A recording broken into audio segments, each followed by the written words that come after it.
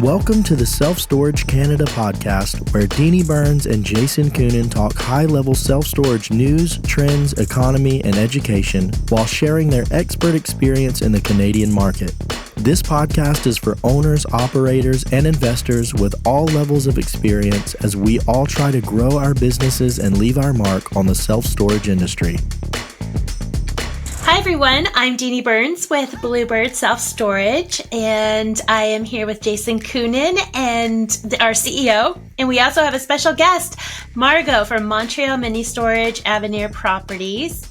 And so we're really excited about today. We're going to recap a little bit about the SSA that happened last week, the national conference, and Jason has some rental activity to update us on from August. And then we're going to give the floor over to Margaux. We want to hear about all that she is doing. She has a new facility that just opened up. It's about women in self-storage, all about women. So this episode is all about women in self-storage, which I love. So in regards to that, the SSA conference was an excellent conference. It was at a new facility, or a new hotel, I should say, the Aria. And there's mixed reviews about it. So I personally liked the short walk to the Tradeshow floor and the gym, lots of eateries. So that was nice. But in terms of the Tradeshow, it was split into two different rooms. So some people liked that. Some people did not. I felt like it was a little bit awkward. I did attend some education sessions that were great. Jason and I had some excellent high-level meetings, and it was nice to reconnect with industry colleagues. The Darius Rucker concert was very unifying, a lot of fun on the Allegiant football field. So that was very unique, and everyone seemed to really enjoy that concert. It was just good, clean fun. So all in all, I felt like it was a great conference. I also want to mention the Women's Council was phenomenal, off the charts. So it was packed out. Actually, there was standing room only, and they weren't allowed to let some in because it reached fire marshal capacity in terms of numbers, but they were able to honor some women in self-storage who have been blazing trails. A couple of my favorites, Ann Ballard and Foy. And so that was very inspirational. I really enjoyed the Women's Council, and there was actually a couple of men, I guess, who were upset that they couldn't get in. But there you go, and there you have it. So, Jason, any comments on the SSA National Conference? Overall, I thought it was good. The energy was very positive. The venue was probably a bit of an upgrade from the MGM Grand.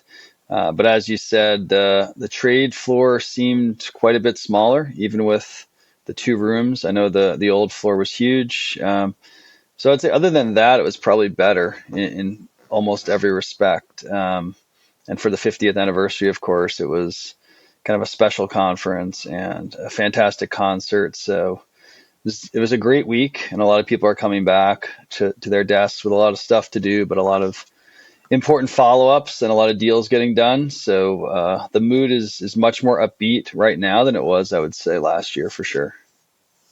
Yes, definitely. Also wanted to mention it was noticeably different in terms of more private equity coming into the industry. So again, there's mixed reviews about that. Different opinions, pros and cons. So let's wrap that up. And Jason, I want to segue now into the August rental season before we hand the floor and the mic over to Margaux. Yeah, thanks, Denee. I recently posted on LinkedIn about some of the activity we've seen across our Canadian markets. And, August is a bit hard to predict. It's kind of that month where some people are still finishing up summer and getting ready for back to school, but you get some student move outs. Overall, probably ended up about as expected. First half of the month was relatively slow, as we typically see. And then second half of the month was extremely busy. We had some sites setting some new records. In particular, in markets like Calgary and Edmonton, we saw some record performances. As well as in Whitby and Mississauga. So some very significant demand we're still seeing for storage, and I would expect that to continue over the next 3 months. I think from now through the beginning of December, it's going to be pretty busy. Everyone's going to start to put everything away before the cold weather gets here. And then obviously things get pretty quiet as you move into December. But overall, very encouraging sign and significant demand across those markets that I mentioned in Alberta and Ontario, and lots of exciting things happening in Quebec that we're gonna touch upon with Margaux. So all in all, August went about as expected, and we're carrying some great momentum into September. Yes, definitely. And really quick, before I hand the mic over to Margaux, I just want to mention we have some exciting events coming up at Bluebird Self-Storage. So in Canada, there's actually a Bluebird Day of Happiness, September 24th. So each facility has been given autonomy and empowered to celebrate how they desire. And so our staff is really excited to host different events at the various stores and facilities. So please stop by and be a part of that. It is a day filled with all things positivity, happiness, and joy. And then many of our facilities are also going to host a wheelchair accessible Halloween family friendly event. So that is going to be another exciting development. Wonderful. So I am excited to introduce our special guest today. So on our podcast, we have Margaux, who is the Director of Public Development across Avenir Portfolio, and specifically with Montreal Mini-Storage. And she is going to talk about a new self-storage property that they just opened. It is very unique. So Margaux, take it away. What is so unique and different about this amazing property that you just opened?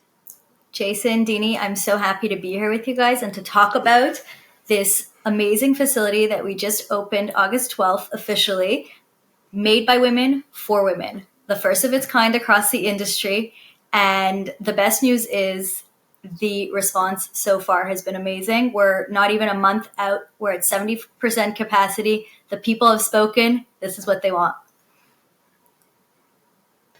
Wow. Wow. That is amazing. So you started with 0 and you leased up to 70% in a month. 70%. The buzz was heavy. I'll tell you my little secret because you guys feel like good friends already. We built this in Ahuntsic, Cartierville, which is Montreal's fashion district. And it's really the second epicenter of business in Montreal. So we have a few storage facilities in the neighborhood, but what's most notable is that we also have a commercial building. And in that commercial building, we have a few commercial buildings, but that particular commercial building, One Chabanel, houses our other women-led project, which is basically an ecosystem for women entrepreneurs in partnership with the Scotiabank Women's Initiative. When we created that also sold out. It actually sold out before we even built it. And we understood that there was huge demand, that women were not being properly served in many industries. So we did it for office space. We were really successful. We'll be replicating it. And we know that office space needs storage, or people who have office space tend to need storage. So when we started building this new facility, we looked around the room. It was 5 women, my 5 colleagues, and we said, why don't we just make it an extension? And that was the right formula, I'm happy to say. That's great. Yes. That is great. Well, I have so many questions. So is this owned by women? The only thing is that it's not owned by women. Everything else is women-led. It's owned by Montreal Mini-Storage, which is under the leadership of Simon Berman, which I'm sure you saw and got to chat with at the conference in Vegas. But I will give Simon a shout out, not only because he signs my checks, but because, it takes quite a man to empower women, to hire women, to back women in this industry, and to give us carte blanche to do whatever we wanted with this project. So in his own right, he is a feminist, or at least an equalist. Yeah, Yes. that's great. He's a good guy, Simon. Sorry, Jason, what'd you say? Yeah, no, I said he's a great guy. Great and guy. I'm not surprised he's supporting this important initiative at all. It's quite remarkable how the demand's been so far. I'm excited to dive into that. Yeah, But I know we Deanie's got a lot more questions first. we've been very fortunate. Yeah, so I know.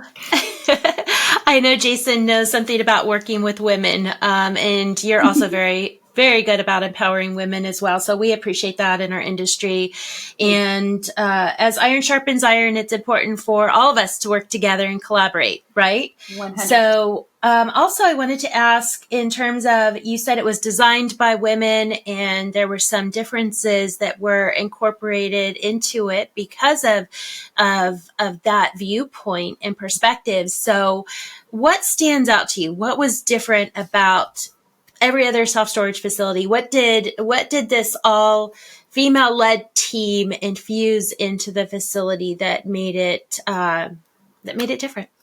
So many factors, but I'll rewind and tell you, I'm sure you can relate to this. Anytime you've seen women go into self-storage facilities, they haven't really felt at home, because self-storage facilities tend, maybe a little bit less so these days, but they tend to be darker and more abandoned and, not a place that feels safe to women.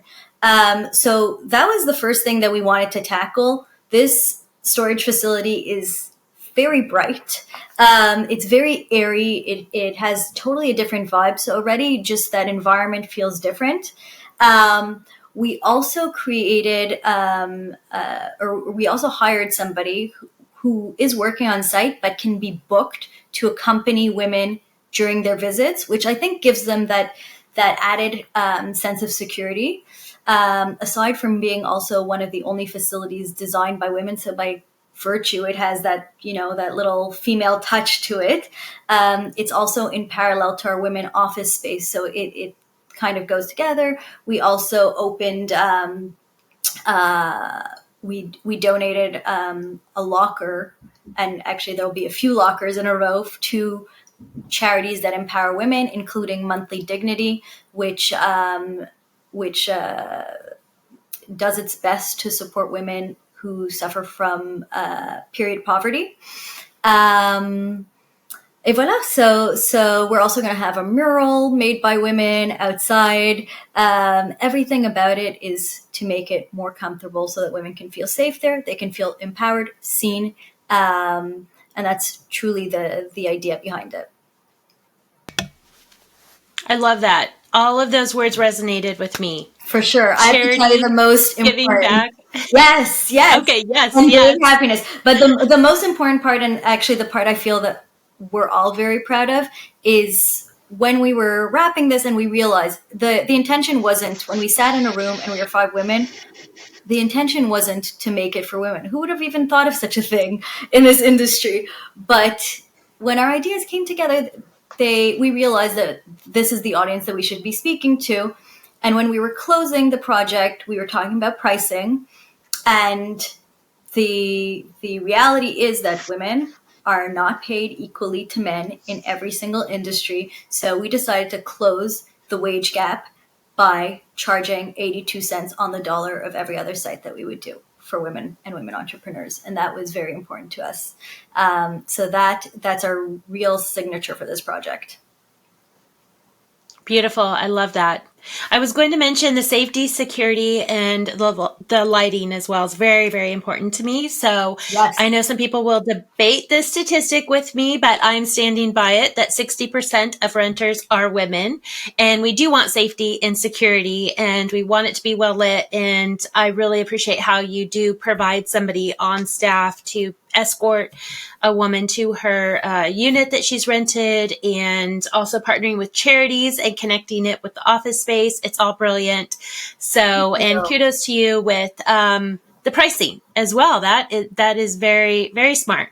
So thank you for thinking of that. And I wanted to ask if you wanted to give a shout out to the other women that you collaborated with on this project. All heroes, all angels. They were amazing. My amazing colleagues. So I'm sure you guys know Andrea Lefrechou from she's our director of business, of acquisition, We have Serena I don't want to butcher her last name, Mission, who is our director of leasing, Alita Wu, who is from our finance department, and our magical Tonya, who is our project manager, who really, really made it was perfection working with them. We love the men on our team, but 5 women, we were really in sync with our views, with our vision, and all our talents were very complementary to each other. When you guys come to Montreal, you must come to this location. We really missed you at the opening event. It was outstanding. It looked like it. Well, Jason, what questions do you have? Yeah, no, it sounds like a great project. Next time I'm in town, I definitely want to come and see it for myself in person. And if you can share with us some photos, we'll definitely share those on social media. Yes. I've got a lot of questions. In particular, it's very unusual for a building to sort of be pre-leased, certainly in storage, right?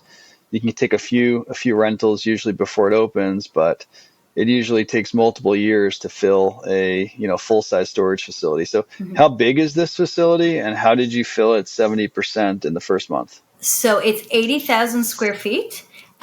We have Wow. At the end, we'll have approximately 800 units. Just to be clear, we haven't built all those units yet. I think don't quote me, but you will, because we're on a podcast, but we're about 50% out. But of those, no, a little bit more actually, but of that, we filled it 70%. So how did we do it? Well, like I mentioned, we were right in the neighborhood of Ahunsik, and Ahunsik has been a super supportive borough to us, and they've really helped us out getting the word out, but particularly because they've been very supportive and aligned with our initiatives to support women entrepreneurs in our other office space. It was really like a natural growth for these women entrepreneurs from the office space to find space there. We had a big network. We do a lot of other programming throughout Avenir's platform, including our ladies who launch luncheon annually. So we're very tapped into the women network. There's nothing, we agree across the industry, there's nothing like this project. Nobody has ever responded to women's needs. And I guess that's what women were just waiting for. Denee, you mentioned something interesting, which I didn't know, but I didn't know 60% of women are renters. And you've not only informed our decision, but I mean, you've made sense of it, because when I came into Montreal Mini-Storage about 4 years ago, I was so surprised to see that how the industry really speaks to a male audience, and it never made sense to me, because who decides where your stuff goes in your house, in your office, your parents' home? It's women 100%. We're moms, we're daughters, we just hold the mental load, and the mental load kind of translates to the stuff you want to put away. And the women tend to be the people who don't want to throw things away that much either. So creating this was so natural. It's almost surprising that we're not at 100% capacity, to tell you the truth. It was like a demand that needed to be met. And if I can advise, I mean, I think we should continue speaking to women. I think as an industry, we should continue speaking to women, because they are 60% renters, and they could probably be a much higher amount because they're the decision makers of the stuff. Indeed, yeah. No, I'm curious along the way, because it's a very impressive project and a very impressive team. Did you run into any challenges along the way? Was there anything that surprised you along the way? Did you run into any obstacles, challenges, permitting issues, any pushback, or was it pretty smooth for you? On my end, it really was pretty smooth. I don't want to say that it says something about women in leadership, but maybe it does. It was truly really smooth. We had really good relationships in the area. I can't think of anything that was negative, but listen, it ain't over till it's over. But let's stay positive. It's an optimistic day, happiness day, whatever's coming up. Yes, yes. Well, I want to hear about the grand opening because it sounded fabulous. I read about it on your press release, which we will publish as well. But I want to hear all about it. The art installations, you had the mayor. So tell us about that. Special. Actually, the mayor had a cold that day. I bumped into her last week. She confirmed that it was true. She sent over one of our favorite municipal not attachés, city councilors, I guess, Julie Roy. She was present there. We had our partners from the SDC, the Société de Développement, the PME that deals with local entrepreneurs. We had a lot of corporate partners, our partners from Scotiabank as well. We had the MMS team, and we just had people in neighborhood. The idea was really that it should be a block party. Just to thank the people in the neighborhood for everything that they do. They always welcome us. Montreal Mini-Storage is really like a central address for the people of Ahansik, District Central as we call it here, or the fashion district. And anyway, so we wanted to make it a celebration for them. So it was the hottest day of the year. Picture that, literally the hottest day of the year. And we did it outside. We had a gelato truck. We had a pizza truck. We had the DJ from the Four Seasons Hotel. It was super trendy. It was super cool. But going back to, and by the way, it was a woman DJ and a woman gelato truck operator and a woman pizza. And by the way, the pizza was a coincidence. The pizza I had hired a guy's company. I thought it was the man coming. I said, listen, whatever, we'll cut our losses. And by coincidence, he sent a woman. He knew nothing about the project. But aside from that, so what we did to make it really cool, aside from the ribbon cut-in with the dignitaries and the partners, is that we asked certain people who had moved in or who were part of our project to open their lockers for the day for us, to show us what they use it for and what they do. So we had Monthly Dignity, like I mentioned, the period poverty nonprofit. They opened their doors and explained to people what their mission is, and it was amazing to give them a platform. We also had, we partnered with Art Market, which is a woman-led art festival, I guess. And the artists each got a locker and they got to turn it into their mini gallery for that event. It was beautiful. I'll send you more pictures of that one too. We also had women entrepreneurs from our other location around the corner, the office space. They came in, they set up shop. It was just a beautiful experience to have people walk through and to see that self-storage doesn't necessarily need to be your discarded items. It can be your most treasured items displayed in a beautiful way. And now in this bright, airy place, it was very special, and it was a whole new perspective that we were introducing to the public. Beautiful. You're sparking ideas. Good. Sparking ideas. Good. Let it beautiful. Right across the industry.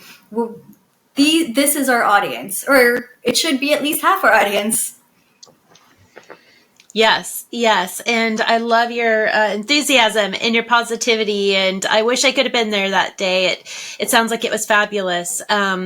So, yeah, I wanted to also mention, have you ever heard of Shelter Movers? Yes, they're our partners as well. Great. Are you guys working with them? Great. Yes. I truly meant to reach out for this project, and you know what? It slipped between my fingers, but they are doing amazing, important work. After this call, thanks to you, Denee, I'm going to reach out to them and make sure they have a space or spaces at our Sauvé location. Thank you. Yes, they're wonderful. We're actually doing our next podcast with Margaux Chetrit, and we really appreciate Shelter Movers, and we're honored to be able to serve with them. So, Jason, any final thoughts, questions? Yeah, I got a few. We've been partnering with Shelter Movers for I think 4 years now, and we're their largest storage partner in Canada. So we're partnering with them. Good for you guys. Across the country. So it's been very rewarding, and I think we've been able to help them help even more clients, which they're doing life-saving work. So it's fantastic. A couple more questions, Margaux. The first is, given the success of this project, are there any more kind of women-oriented facilities or locations planned by your team? And also, have you received any pushback from any men who would say, why is it that the female entrepreneurs get, 82 cents on the dollar rates, 18% discount, and can we get the same kind of price? So to clarify, anybody that comes to that site can benefit from the 82 cents, excuse me. And that site also, it's important to note, is open both to men and women. But it was designed essentially for women.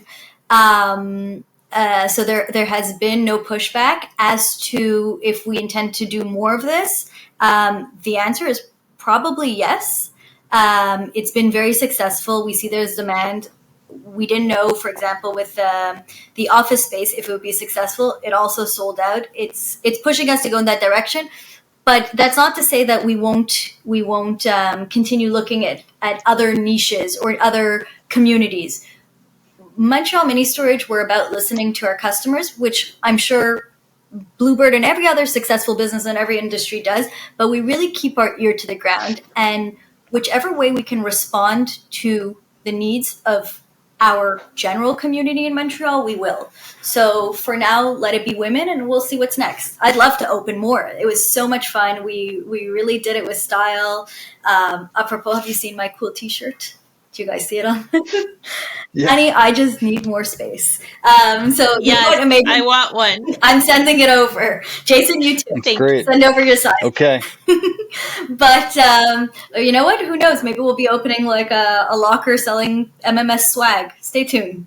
The sky is the limit. And actually with a team like this, it really feels like that because everybody's supportive, everybody's all in, and it just works.